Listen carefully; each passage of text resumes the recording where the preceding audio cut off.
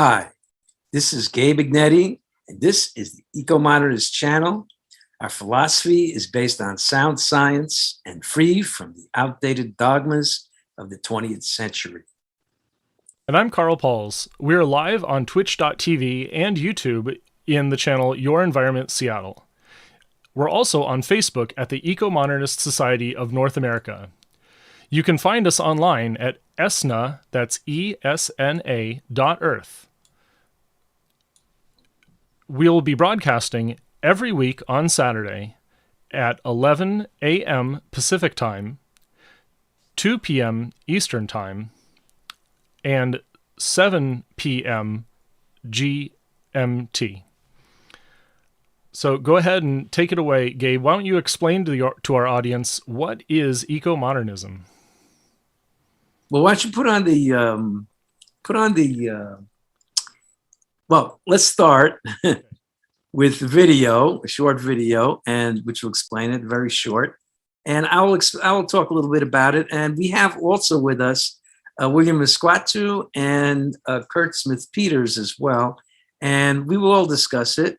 If there's anything these gentlemen want to add to this. And by the way, before we even get into that, I want to let the viewers know that Eco-Modernist Society at esna.earth is our email. And if you want to be in our show, just send us a email and we will send you a Zoom link and you could be with us and carry on the conversation as well. We're very free form. And right now, let's go to that Eco-Modernist short video. So everybody who's not familiar with it can know a little about what we're about. Great. I want to speak to you about a new organization called the Eco-Modernist Society of North America. I'm here because we are in the midst of a potentially monumental ecological crisis. It is only through a new environmentalism 2.0 that progress can be made. We believe that our only hope for human advancement and even human survival is through the exponential advance of science in the service of humanity. Eco-modernism is a new environmental paradigm which looks to reverse the fear of nuclear power and scientific progress in general. Ecology-based modernism is the most direct way to define it. Eco-modernism as a philosophy is described in the Eco-Modernist Manifesto.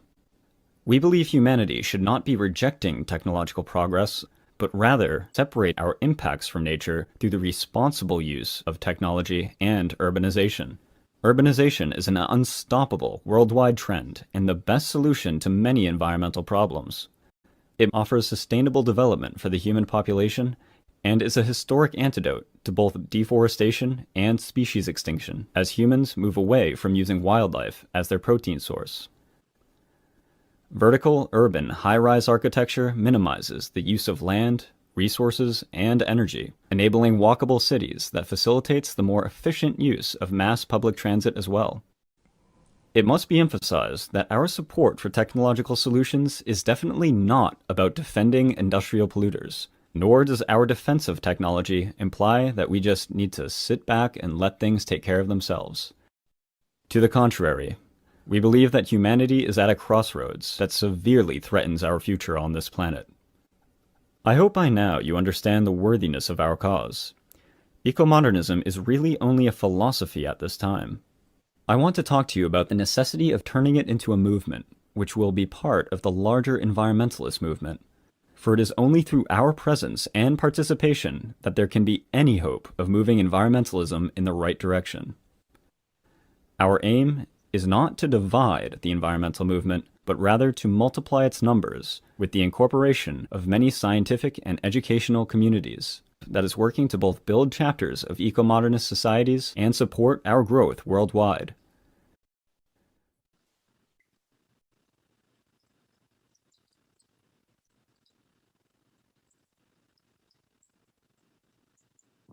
There you go. I hope everyone likes that. Sorry, I cut it off right at the end before the email faded out. But that's in our Chiron up above. You can see Eco-Modernist Society at esna.earth. Go ahead. Yes. Carl, is there anybody who's watching this at all? I see my good friend Journey has started watching on Twitch. So hi, Journey Started. How's it going? Okay. Listen, before we go any further, I'd like a little feedback on that. What do you think? Was it a little too long? Is there some stuff that could have been cut out? It was pretty good. 'Cause I could redo it. No, that was great. It makes a good 2-3 minute commercial in the middle of my content. I'll definitely be using that as I can. You'll notice that I've actually redone my scenes here. The scene that you're seeing now is one that I created for a community session. So it's definitely not exactly the same character as my usual Twitch channel. So I hope everyone likes it. Let me go ahead and unmute Kurt and William, and we'll let everyone jump in now to this discussion of what is eco-modernism. And what do you guys think about what do you guys think about the video? Was that too long or what? I'd like to know that too before we even talk about eco-modernism. Because I could fix it if need be. What do you all think? You have any thoughts on that, or you all good with it? Look, I would need to hear it again to give a really good opinion of it. Oh, okay. It's my first time. It's the first time I've actually heard it, so I need to process it. Yeah. I have a longer version of it actually to introduce people, for groups. But that is a redacted version, I guess. Call it abbreviated. Maybe. Isn't it redacted the word, I think. Redacted is when you're like a espionage or a military and you're trying to hide information. If you're on Twitch, we have a famous we have a famous personality known as Redacted because I spoke too much. yeah. Now you know what I'm really up to now, guys. Redact that comment from the from the broadcast. Right. Exactly. So so I mean, this is the thing I just wanted to point. If anybody, what's the fellow's name who is on there already, Carl? Journey Started. It looks like you may be busy. He's not responding at the moment. That's all right. Okay. He just sort of, that's what Twitch is like. They you leave it on and you lurk. He's munching on popcorn or his breakfast possibly. He just put a popcorn emoji up. Oh, okay. Enjoy it, man. Enjoy it. Yeah, and I actually have to admit that I wasn't completely paying attention to the first to that intro because my green screen was giving me some issues. So I was you were getting tremor in the force. Yeah, but anyhow, one thing I would point out. When we speak about eco-modernism, it's really the connection of modernity with ecology, which is really counterintuitive to what mainstream environmentalism is about. Which is the return to nature and the nature fallacy, which is actually covered in the longer version, which is the belief that everything natural is good and whatever's not natural must be bad. And that's the problem, the big problem with mainstream environmentalism. So that's what led me really to work on putting this together. And there's a backstory to that as well.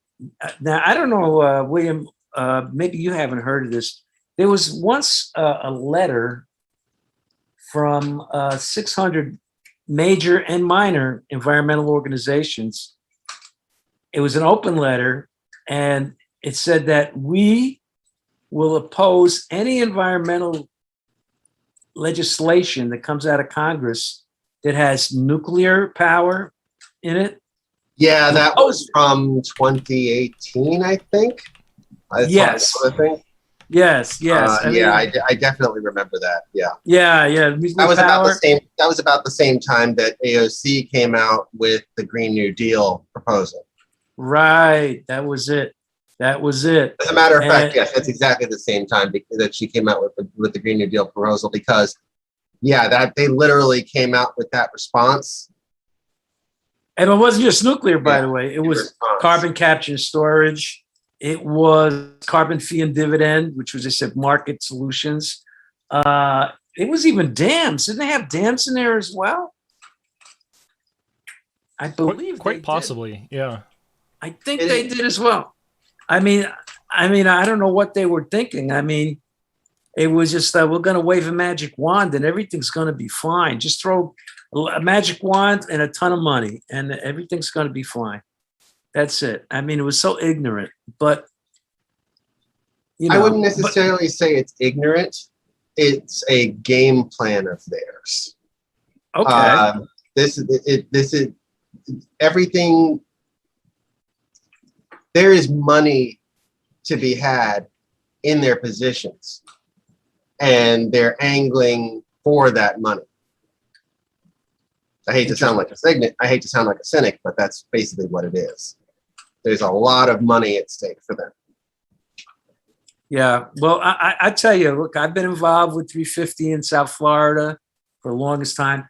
And I remember one big demonstration that we were organizing for, and I was in on the meeting. And 3/4 of the people in the meeting was the Southern Alliance for Clean Energy, is what it was. I'll just call it out. And most of the people that were at that table were renewable companies, CEOs.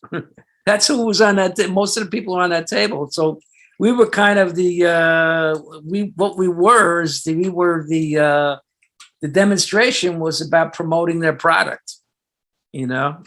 So, and I mean, you know, renewables could have a role to play. I mean, I'm not ragging it, but I'm just talking about the politics and what's behind it, you know.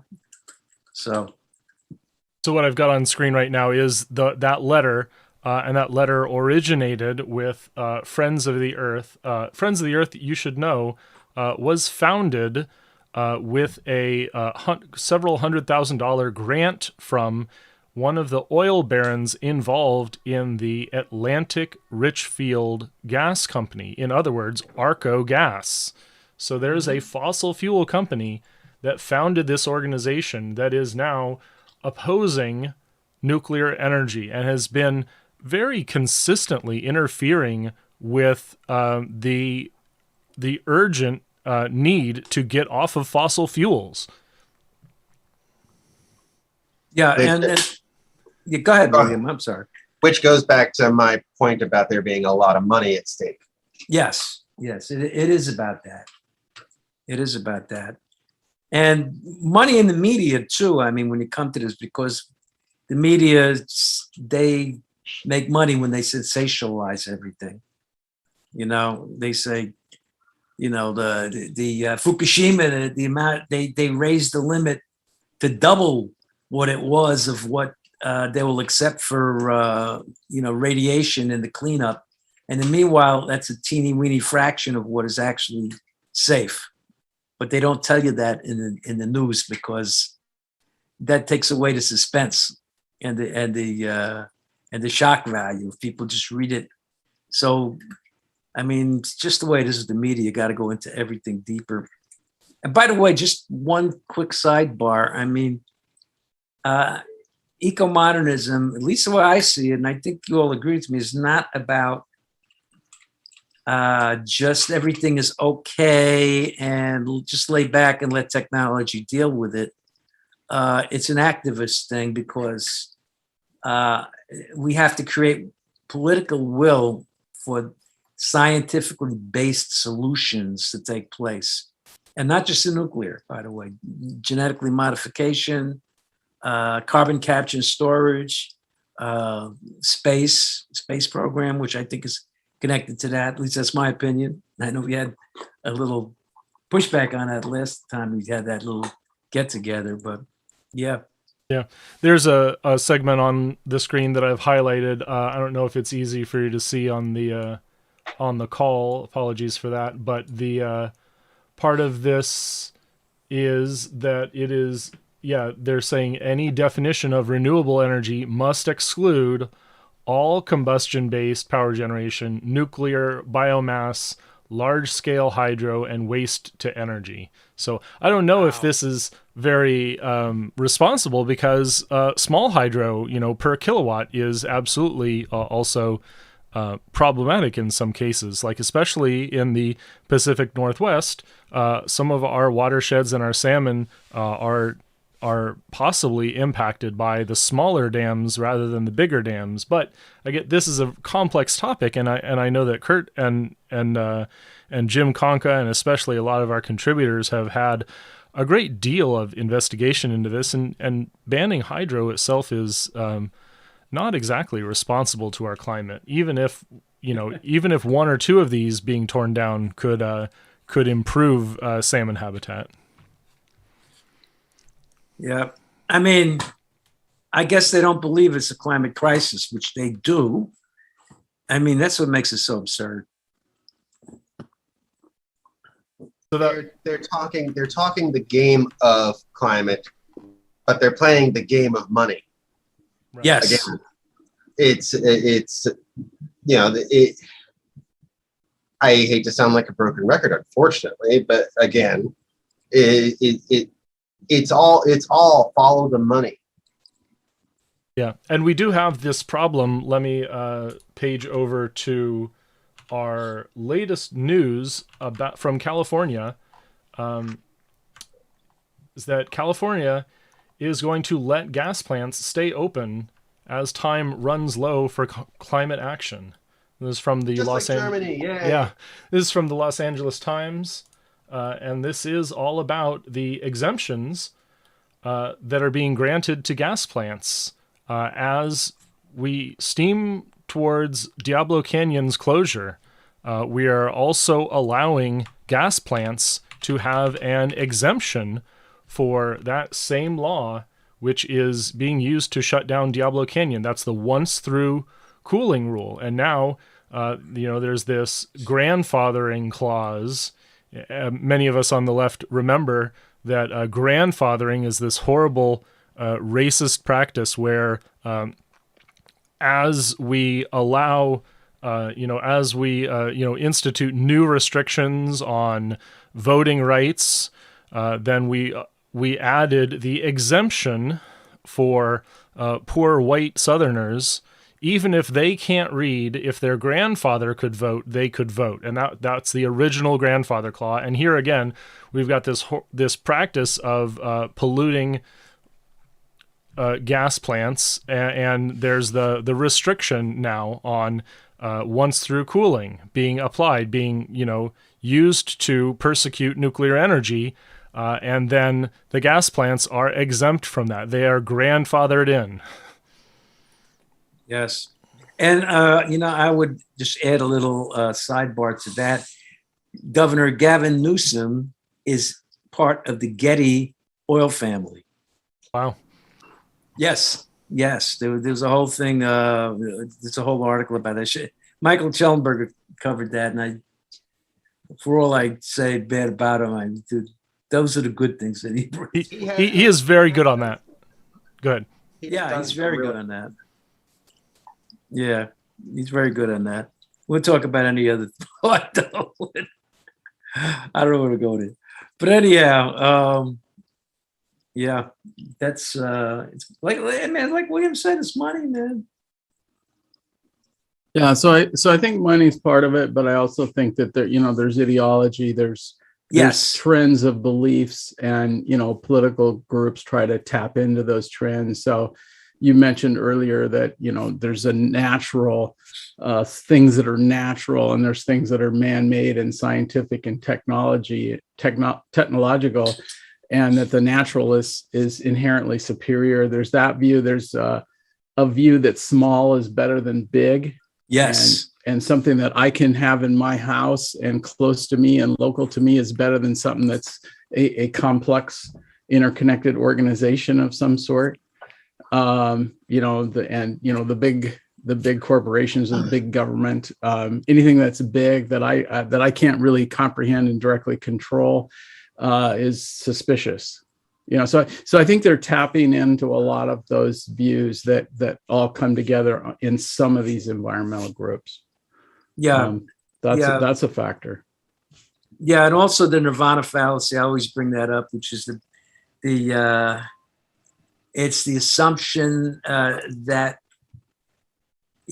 wow, if I forget the definition of that exactly, but what it is that you set up this perfect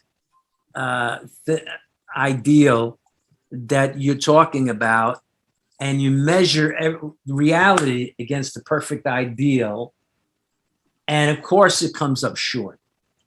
And so, because it's not perfect, so like, and cherry picking too, of course, is involved with that. Like with nuclear power, they'll talk about all the problems and conclude that it's not perfect, and conclude the same thing with GMOs, of course. Even them, they have a worst case. It's even harder to do, but especially that's true with nuclear. So nothing's perfect. Everything has waste streams. We have the best way. We have the actual solution to waste streams. We case it. It's almost all reusable, but these are all the things. I mean, this is what we're about, because the whole idea of the eco-modernist society is that we're able to move, to grow as an organization strong enough that we could be on the ground supporting climate action with a nuclear and being very unabashedly pro-nuclear about how we do it. And the thing is, like I think Obama said it. I mean, like real face time with people, face to face is better than Facebook, I think is what he said. Because when you deal with people on away from the virtual sphere, and when you build trust with people as well, it's much, much easier to break down all these prejudices. Because I know, to me, the anti-nuclear element, and this is my experience, and I think Carl could collaborate on that. I think you said it once yourself.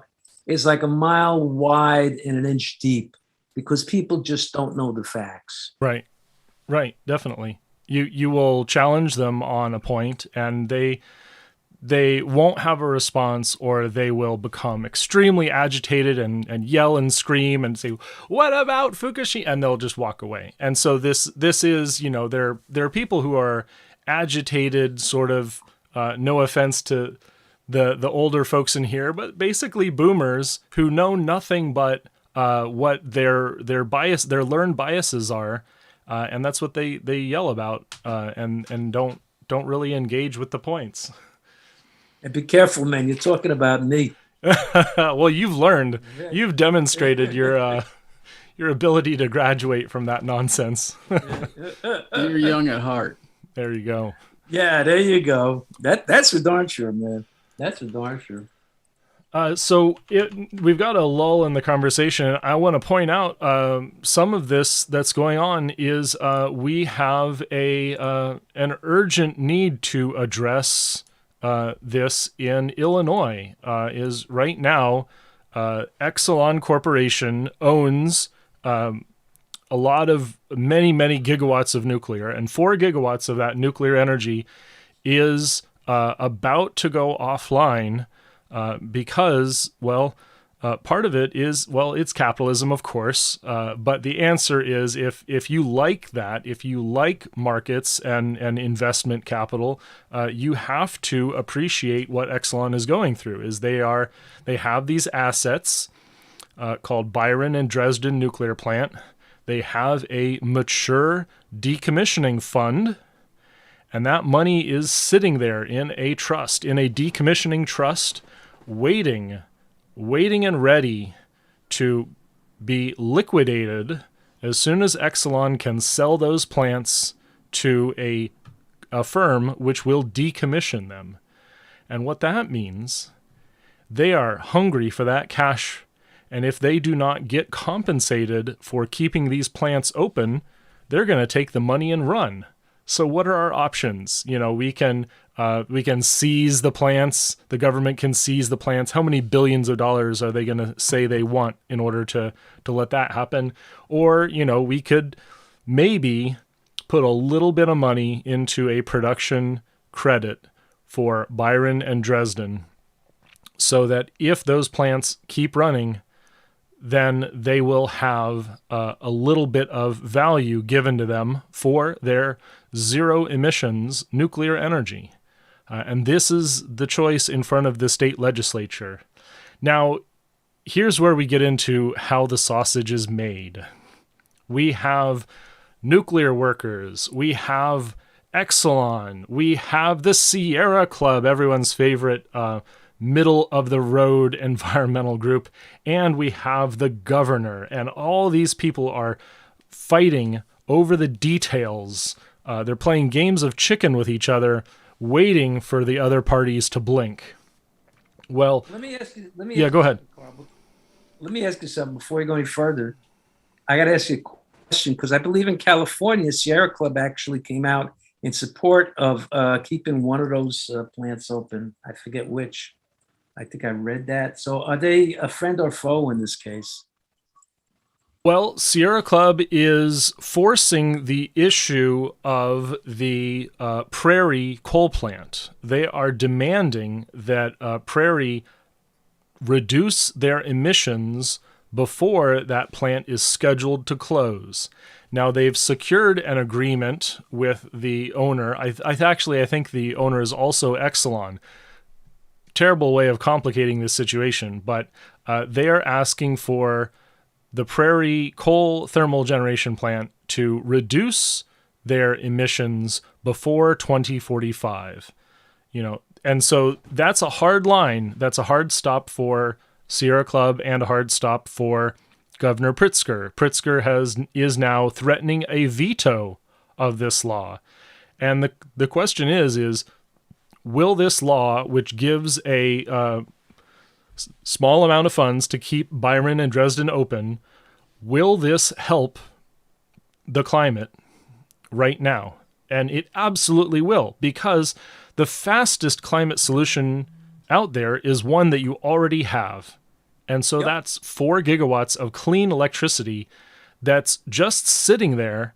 And if you decide to shut it down, that's something that you're throwing away. You're throwing away what's called embodied carbon. You're throwing away all the labor involved, all those workers and all their jobs. Yep. And I think that it is Byron nuclear plant is in a very small community. Kurt says he's muted and needs to be unmuted. Let me make him. Don't mute anybody. This is open to everybody. Yeah, sorry. I think that I forgot to. Let me make it so that anyone can unmute. There we go. Just guys, you could join in on all of this. Go ahead. All right, thanks. Yeah, sorry about that, man. Basically that's the story of it, is that Pritzker and the environmental organizations, the mainstream environmental groups, are playing this game of chicken with our climate. They're pushing the solution to climate change off the road, off the rails, in order to force a concession at some point in the future. It could be a decade in the future. And so that's a decade of emissions that we will have suffered for this sort of hubris of demanding that coal plant reduce its emissions, just to spite the nuclear plant. Yeah. Well, I'd like to read something here. Yeah. Just to let you know what we're planning on doing. The Eco-Modernist Society of North America, which is the, this is our show. And I'm going to read it to you. It's very short. an open letter. This is going to be this. We plan on getting funding. We're going to work on grants for this to print on the back page of the Mother Jones and other progressive publications. And we're going to get signers. We're working on. We might. There's an outside chance. I don't know what the odd that we might be able to get Dr. Neil deGrasse Tyson's signature on this. I got like a connection with Al Scott, who's going to be interviewing him. And I spoke with Al about asking him after the interview was done, if he'd sign on to this. But let me read it to you. It's an open letter to the environmental movement. We, the undersigned, call on all environmental organizations to treat this climate emergency with the seriousness that it deserves by ending their opposition to atomic energy that has been promoted by the mass media and the fossil fuel industry. It is time to speak truth to power. Nuclear is rated as the safest form of energy per unit of electricity and has saved countless lives from air pollution. It is exponentially more energy dense than any other energy sources, and its small waste stream is almost completely reusable in advanced reactors. Over its lifetime, a nuclear reactor is actually cheaper than both fossil fuel and intermittent renewables when you factor in the prohibitively high cost of energy storage. We applaud the Biden administration's wise decision to preserve nuclear energy in spite of the ideological resistance of the mainstream environmentalism. Closing nuclear power plants will only reverse our decarbonization efforts and force us to play catch up. This cannot be allowed to happen, especially in light of the fact that deep decarbonization has been found to be impossible without nuclear power, based on extensive research by the IPCC. The top-down model of feeding the membership with fossil fuel-funded disinformation about nuclear power must end.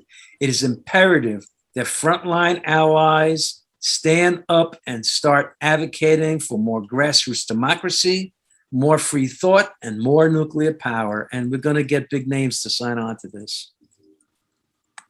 So just to let you all know. That's awesome. I'll post a link to that once we, or we'll cover the subject again, and I'll go ahead and put that up on screen the next time. But looks like my version is a little out of date. So with that, go ahead, Kurt. I'm just going to comment on one item in there. Yeah, go ahead. The waste stream. It might be better to. There's some other arguments that might be better about the waste stream.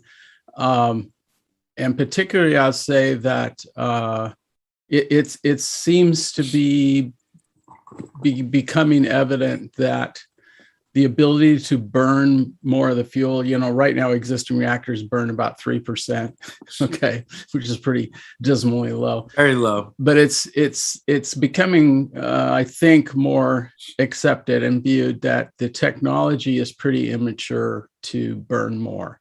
And probably we will get there. But I'll just throw out one evidence thing on this is that there was just last week, part of the DOE published an advanced nuclear reactor summary sheet. I don't know if people saw that. I saw it on Facebook. It was on some mailing list. Interesting, they start out with the benefits of advanced nuclear technology. There's about, a dozen listed.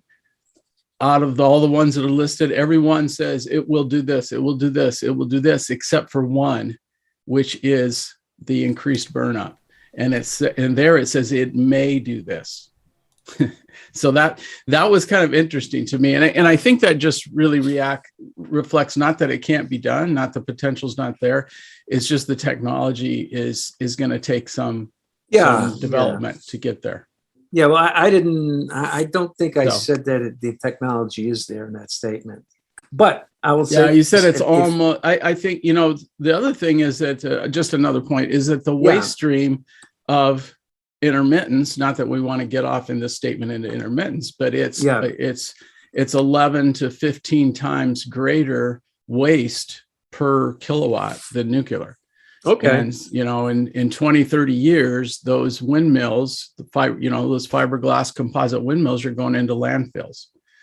And the solar panels have toxic hazardous materials. Some can be recycled, some do not have a recycling technology today. They're going into, and all of it largely is getting thrown into landfill as well. So you've got that waste stream that's quite a bit larger with other energy sources that we know of today. Okay, Kurt, if you want to, we will be meeting next weekend at 1:30. I know you came in kind of late, but you could we could go back to this and kind of change some wording if need be. Yeah, I can send you. I'll look at the text and send you an email. Why don't I do this, man? Why don't I send you what I wrote? Okay. And in fact, I'll put it in ESNA.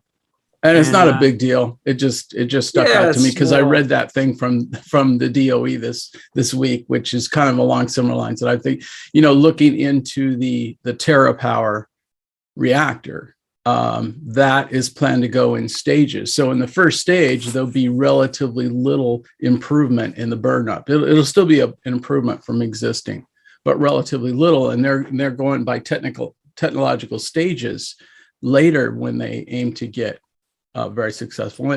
And one of the limiting things is the concern with proliferation. When you convert, these fuel sources that are not fissile, when you convert them to be fissile, if that conversion plant is not, if that's anyway, there's a proliferation risk, right? Because now you've got highly enriched weapons grade material. So what TerraPower is trying to do is convert and burn the material in the same reactor, so it never leaves the reactor. Yeah, it goes in fertile, not weapons grade, not usable. It gets converted to fissile, and then it gets burned up, so it's never really available for proliferation. And that technology is that's a more advanced thing that's not been proven yet.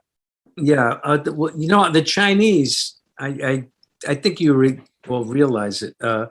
They are already in the works to build a prototype molten salt reactor, and they have a small one they're going to build first, and they're going to be moving to 1,000 watt. But if you build a small, if you're able to build a small one, what you could do, what the government of China and the United States could do, is build that small version in all their military bases where that's not a problem because the military is doing it, and I know that there's been a concern with the nuclear weapons that already exist, the warheads, where there's too much, they're concerned that there's too much radioactive decay, so that if they were to fire an ICBM, it would be a dud. They need to refresh the pits. They need to refresh. They need to refresh, and they could take the ones that are already out of those things and directly burn those in nuclear reactors, I would imagine. Just like they were doing with megatons to megawatts. Yes. I have issues with the proliferation argument angle. Matter of fact, I was actually not too long ago today having a little bit of a back and forth with Ed Vail about this particular issue. I think the proliferation argument is vastly overhyped. For instance, we have, I think it was 9 nuclear weapons capable countries right now. Okay. The US, Russia, France, the UK, China, India, Pakistan, North Korea, and it was 8 plus Iran knocking on the door. Okay. Of those states, not counting Iran because they don't have one yet, North Korea is the single most likely to use any of them of the bunch, and the only thing they've ever used it for is as a look at me, take me seriously baby rattle. Okay? Literally every time people start disrespecting them, they say, don't disrespect us, we have news. Okay, they never actually used one outside of a test facility, underground testing. There are several other countries already that could, within a matter of a year or two, deploy weapons if they really truly put together the political will. Basically, everybody else who currently has the infrastructure to build reactors. Yeah. Okay, which includes Canada, South Korea. Let's see, Canada, South Korea, Germany, and a few others. Even Australia could build a weapon if they truly wanted to, because it's not like they don't have the uranium deposits, and they invented Silex enrichment. Okay, laser isotopic enrichment, where they can literally separate isotopes on the molecular scale using lasers. They have the technology to build nuclear weapons if they wanted to. So my entire position as far as the proliferation argument is concerned is that the genie is out of the bottle. Private groups aren't going to do it because they need the resources of a Musk or Bezos to pull it off.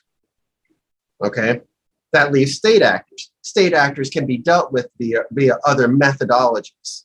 Okay, because the entire proliferation argument is based upon a 1940s mindset when the world was a bigger place and all you had to do was build a bunker underneath a football stadium. You can't do that anymore. Satellite surveillance is omnipresent. Yeah. You cannot develop the infrastructure necessary to develop a bomb without everybody who has a satellite camera knowing about it. Yeah, and that's what we found.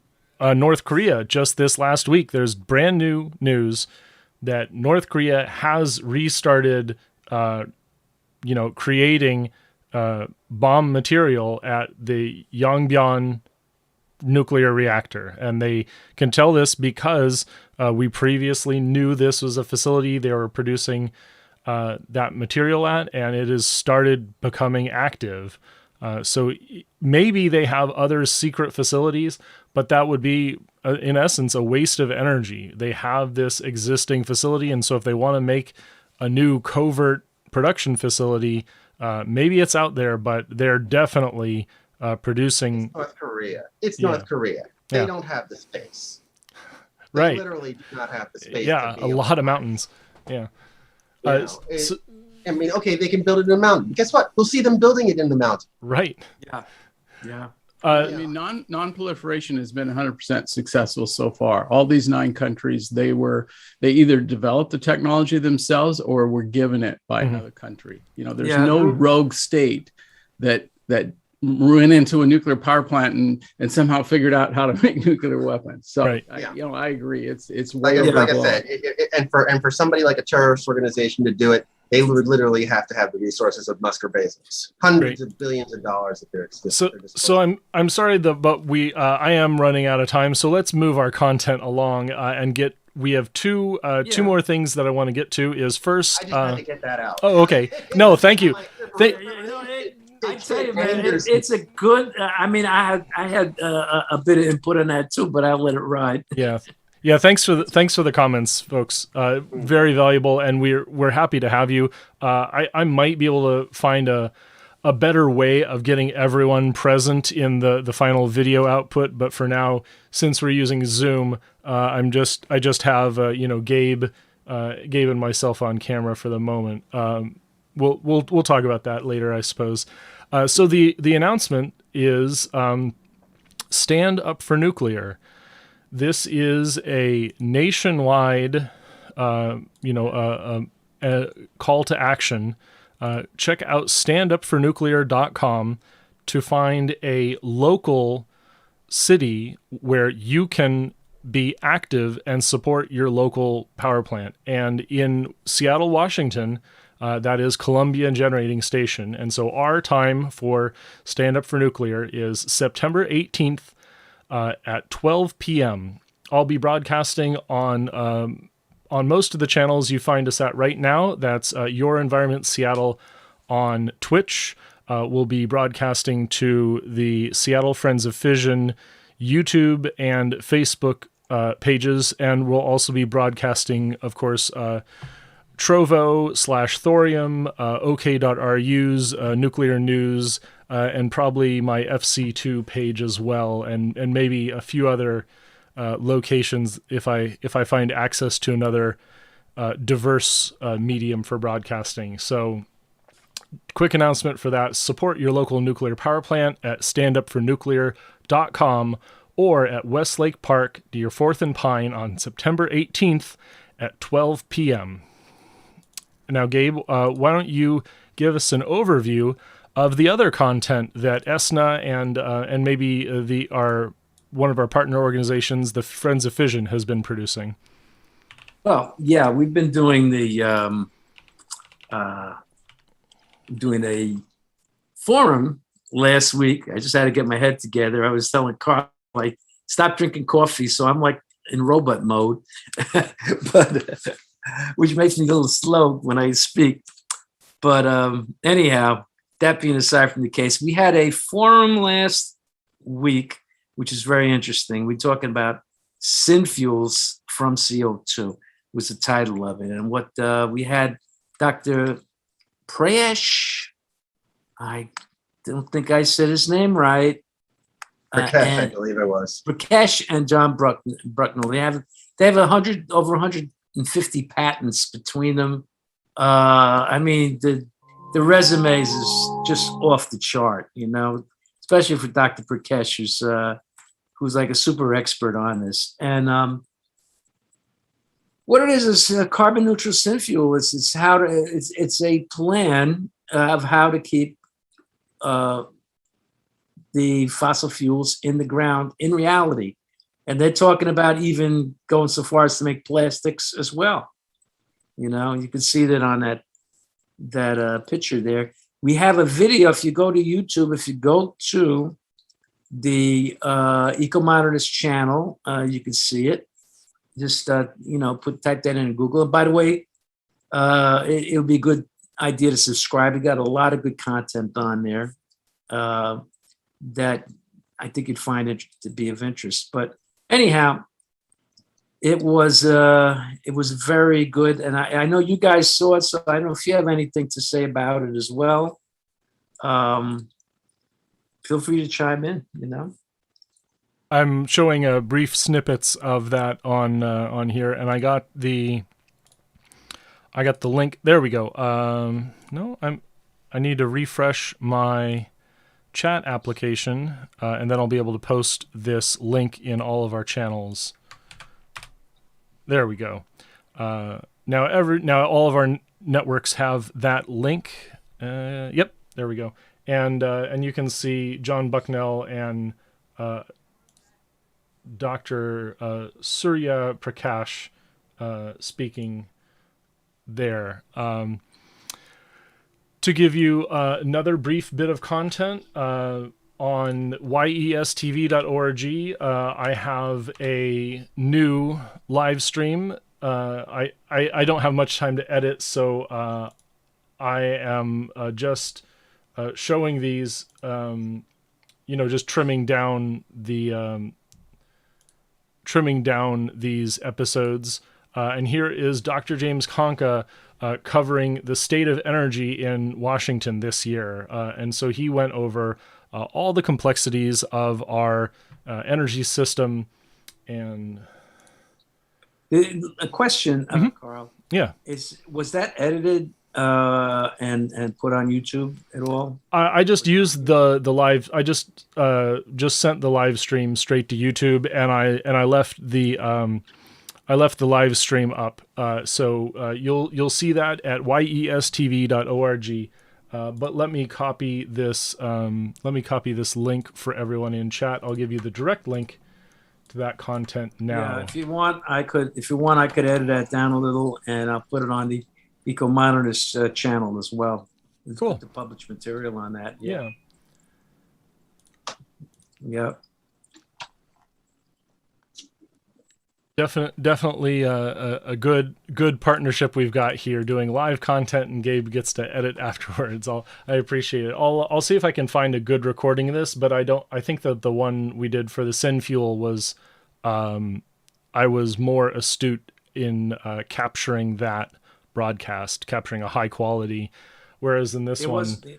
It was. good. It was too bad that the pictures that didn't show up separately, because I had to fix it, because like he showed these things that was on there, and you have to have like a mic, like big thick glasses to see what he was talking about.